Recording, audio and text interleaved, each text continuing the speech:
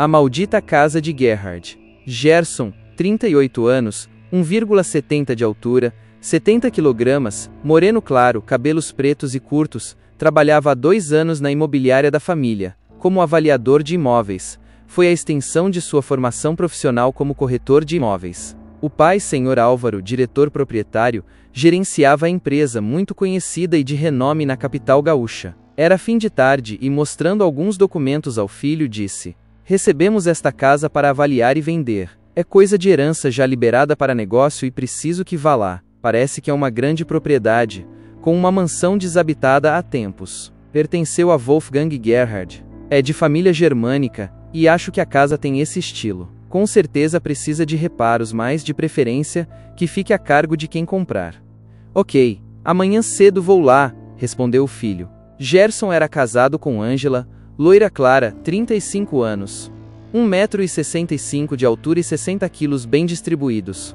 Cabelos ondulados pelos ombros e tinham 2 filhos, 2 pré-adolescentes. Ela teve sua formação acadêmica em química farmacêutica e trabalhava em importante laboratório. Mas no momento, estava nos seus últimos dias de férias, e quando Gerson comentou sobre sua avaliação, ela resolveu ir junto. Eles moravam num apartamento em área centralizada da capital gaúcha, e a tal casa ficava no extremo sul da cidade, na localidade chamada de Lamy, e ainda em estrada vicinal, quase no limite do município com Itapuã, um distrito de Viamão/Rio Grande do Sul, banhado por adjacentes do rio Guaíba, cerca de 40 quilômetros do centro de Porto Alegre. Era um dia nublado, sem sol, mas ainda sem chuva, e com certa dificuldade encontraram a casa numa área inóspita, quase deserta, mas com muita vegetação. Pararam o carro logo na entrada, e Ângela exclamou: "Credo, que coisa horrível! Mas engraçado, tenho a sensação de que já vi essa casa antes." Ver foto abaixo. "Você nesse lugar?" indagou Gerson. "Eu disse sensação. Capaz que eu moraria aqui? É um fim de mundo. Talvez eu tenha sonhado com algo parecido." "Bom, vamos lá? Não tem medo de entrar nessa casa medonha?" indagou a esposa. "Por que haveria de ter? No máximo o que pode ter aí é algum morador clandestino", respondeu ele. "Parece casa mal assombrada." "Ver foto abaixo", murmurou Ângela, abrindo a porta do carro e já saindo. Um silêncio pairava no ar pela falta de vizinhança nas proximidades, só quebrado pelo canto de alguns pássaros. A fachada da casa, em mau estado, realmente era em estilo enxaimel, casas típicas alemãs. Com a chave em punho, Gerson abriu a porta sob o famoso som de dobradiças secas pelo tempo, e tendo as narinas tomadas pelo fedor de mofo e pó, disse: "Ora veja, mobiliada. Cuidado, com certeza deve ter cobras e lagartos nesse tipo de lugar", comentou Ângela. Assim que ela passou, a porta fechou-se, escurecendo onde estavam. "Vou ter que catalogar tudo. Acho que no carro tem uma lanterna no porta-luvas", disse Gerson. "Deixa que eu vou lá pegar. Tínhamos que ter era uma arma, isso sim", disse ela. "Tolice", finalizou Gerson. A casa era de 2 pisos e mais um sótão de 2 andares, 4 pisos. Após a porta de entrada, no hall onde Gerson estava, se enxergava um corredor largo, cheio de aberturas para cômodos à esquerda e direita. Ao fundo, uma grande porta envidraçada, mais opaca pelo pó. Antes, no corredor à direita, tinha uma abertura de porta clareada, supostamente por alguma janela daquele cômodo. Quando Gerson baixou a cabeça, para verificar em sua pasta uma caneta e o formulário para catalogar bens móveis e utensílios, de relance viu uma mulher com muletas, tendo uma das pernas atrofiada, entrar naquela porta aberta clareada. "Ei!" gritou Gerson correndo até a porta e ninguém. Era uma sala sem nenhuma outra porta e apenas uma janela, com uma das venezianas aberta, mas o vidro fechado. Nisso, Ângela entra pela porta da frente, trazendo a lanterna. "Gerson, estou aqui", responde ele saindo de onde estava. "O que tem aí?" pergunta a esposa, dando alguns passos no corredor. "Nada. É um escritório abandonado. Vim olhar por causa da claridade. É de uma janela semi-aberta." A porta da frente, deixada aberta por Ângela, se fecha, batendo mais uma vez, e eles ouvem o céu trovejar ao longe. Ela, ao virar a cabeça para a direita, vê numa pequena sala, após o hall de entrada, um piano na parede ao fundo, com um grande espelho embutido atrás, do chão ao teto. "Olha, um piano!" exclamou Ângela. Ela se precipita para admirar o instrumento coberto de pó, enquanto o marido volta para a sala de entrada para iniciar o seu trabalho. Ela toca uma tecla e, sem querer, olha para o espelho. Muda e paralisada, ela vê, no reflexo atrás dela, o vulto de um homem alto, coberto com capa e capuz preto, cuja face lembrava uma caveira, que rapidamente disse com uma voz rouca: "Você por aqui? Vieste me atormentar também?" Ela dá um grito, se volta, mas o vulto some. Confere de novo no espelho e nada. Gerson corre para acudi-la e Ângela diz o que aconteceu. Acrescenta: "Ele parecia me conhecer. De quem era essa casa afinal?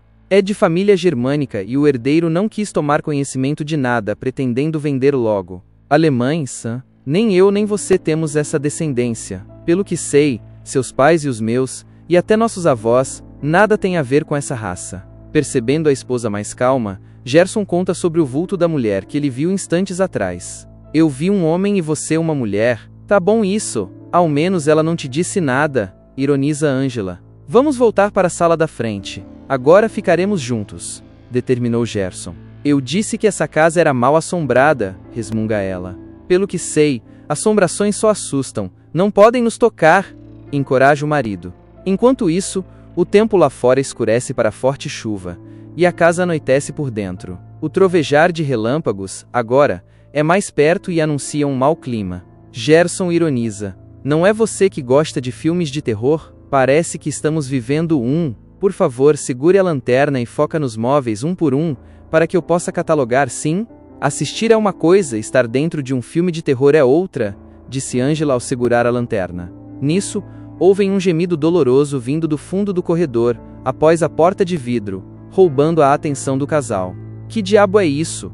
indaga ela. "Vamos ver", decide ele.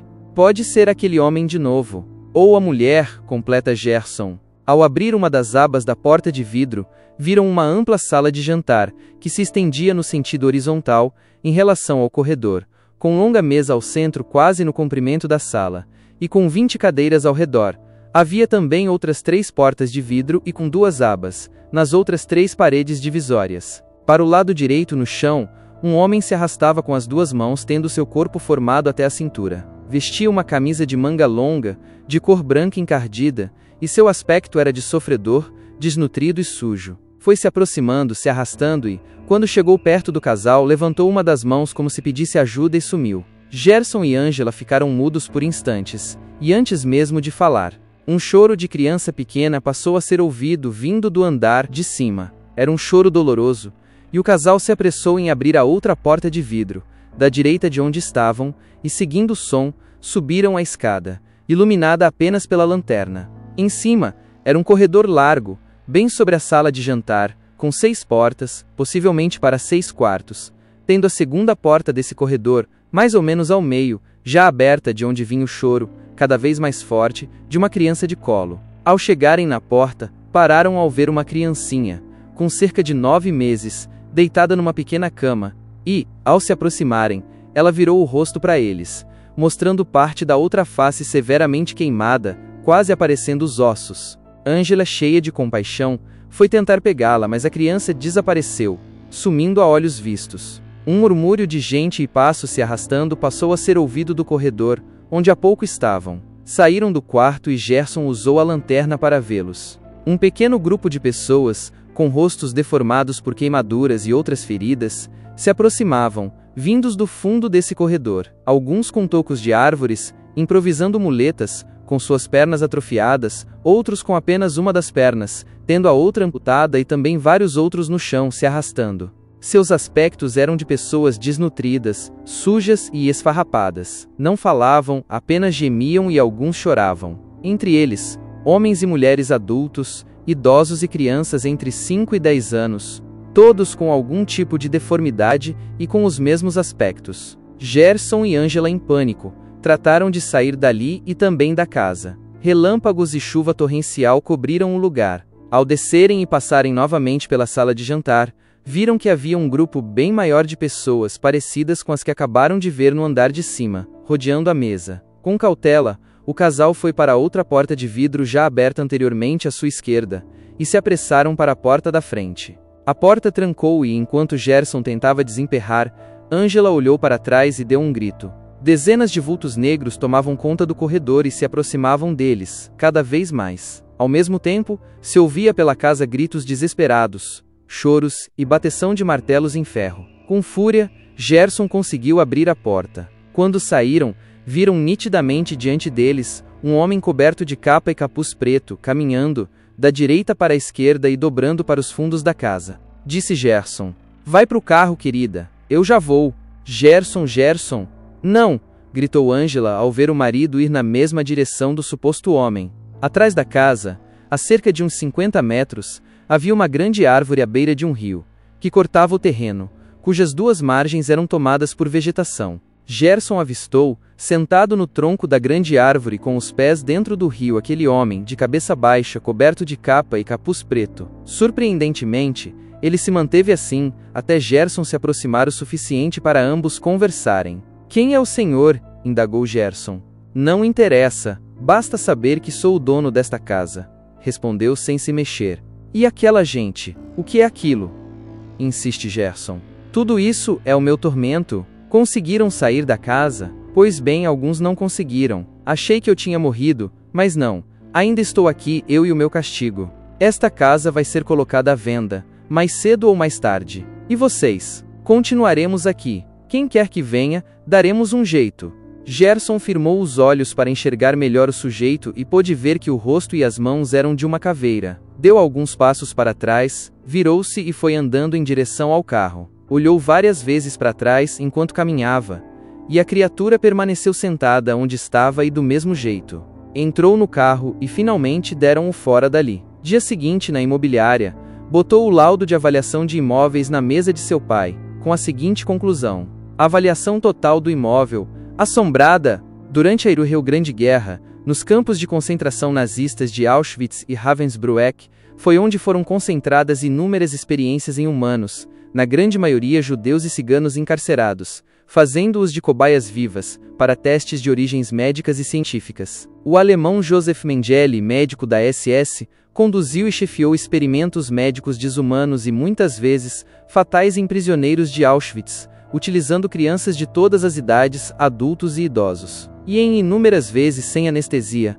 causando sequelas e deformações permanentes, assim como o óbito imediato ou mesmo lentamente, sem quaisquer medicação sedativa às dores e mutilações, causando um definhamento doloroso às suas vítimas. Mengele se tornou o mais conhecido dos carrascos nazistas, que conduzia experimentos em pessoas vivas nos campos de concentração. Ele era conhecido como o Anjo da Morte. Foi frequentemente lembrado pelos judeus que puderam relatar denúncias nos comitês de justiça pós-Rio e guerra, por sua constante presença na rampa de seleção de prisioneiros, onde ele definia para o trabalho ou para a morte em Auschwitz. Após 1945, Mengele passou 3 décadas fugindo e vivendo sob nomes falsos, o que caracterizou a ineficiência dos serviços de inteligência dos Estados Unidos, Rússia, Israel e outras grandes potências sobre a promessa de busca, caça e encaminhamento à justiça de guerra, dele e de outros carrascos nazistas, para as devidas punições. Em 7 de fevereiro de 1979,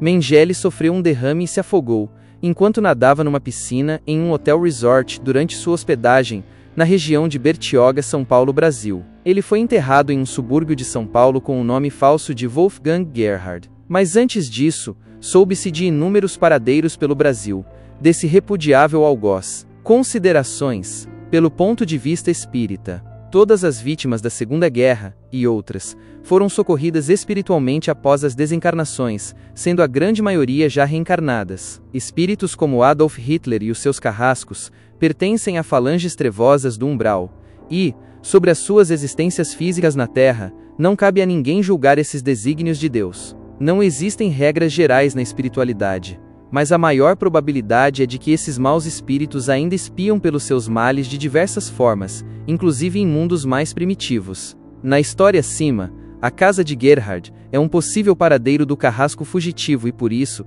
era impregnada de energias nocivas e negativas, tornando-se um antro de outros espíritos, tão trevosos quanto aqueles. Os que se manifestavam deformados, era porque eles mesmos plasmavam essas aparências para tão somente amedrontar, liderados por um mais evoluído, que plasmava para si a aparência de Anjo da Morte. Angela, em existência passada, foi uma química especializada em genética que, durante a gestão de Joseph Mengele na Segunda Guerra, trabalhou sob suas ordens, mas sem nenhum contato com as vítimas. Gerson era um médium ativo de nascença e tinha vagas noções sobre o espiritismo. A não existência de descendência de raças, países e regiões não significa que um espírito não possa reencarnar em berço diferente de sua origem.